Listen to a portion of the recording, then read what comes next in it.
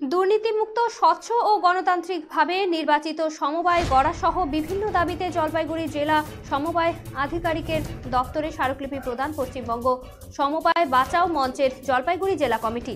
এদিন উপস্থিত ছিলেন মঞ্চের জেলা সভাপতি মিহির সেনগুপ্ত, সম্পাদক শিবেন পৈত, পার্থপ্রতিম দে প্রমুখ। পশ্চিমবঙ্গ সমবায় বাঁচাও মঞ্চের জেলা সম্পাদক শিবেন পৈত বলেন, 2011 সাল থেকে রাজ্যের সমস্ত সমবায় নির্বাচন অগণতান্ত্রিকভাবে চলছে, কোথাও কোনো নির্বাচন হয়নি। তিনি আরও বলেন, মনমতো সরকারি অফিসার নমিনেটেড করে, পাশাপাশি মনমতো লোকজন নিয়ে নমিনেটেড কমিটির মধ্য দিয়ে সমবায় চলছে।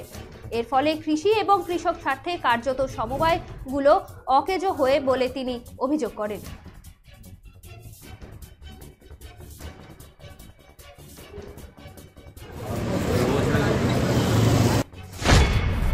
ডিআরসিএস অফিসে এসেছিলাম। আমাদের জেলা সমবায় দপ্তর থেকে এসেছিলাম। আমাদের সংগঠন পশ্চিমবঙ্গ সমবায় বাঁচাও মঞ্চ, আমরা ডেপুটেশন দিতে এসেছিলাম 9 দফা দাবি নিয়ে। প্রধানত যে দাবি আমাদের সামনে, 2011 সালের পর রাজ্যের সমস্ত সমবায় নির্বাচন অগণতান্ত্রিকভাবে চলছে, কোথাও নির্বাচন নেই।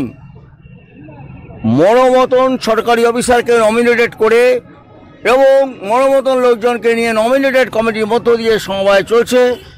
এই সমবায় সমিতিগুলো কার্যত কৃষি এবং কৃষকের স্বার্থে, স্বনিযুক্তি বেকারের স্বার্থে অকেজো হয়ে গেছে এবং সমবায়গুলিকে অর্থনৈতিকভাবে সাহায্যকারী ব্যাংক, আর্থিক দুর্নীতি, স্বজন পোষণ, অগণতান্ত্রিক নির্বাচন, অনির্বাচিত ভোট নিয়ে সাব্যস্ত চলছে।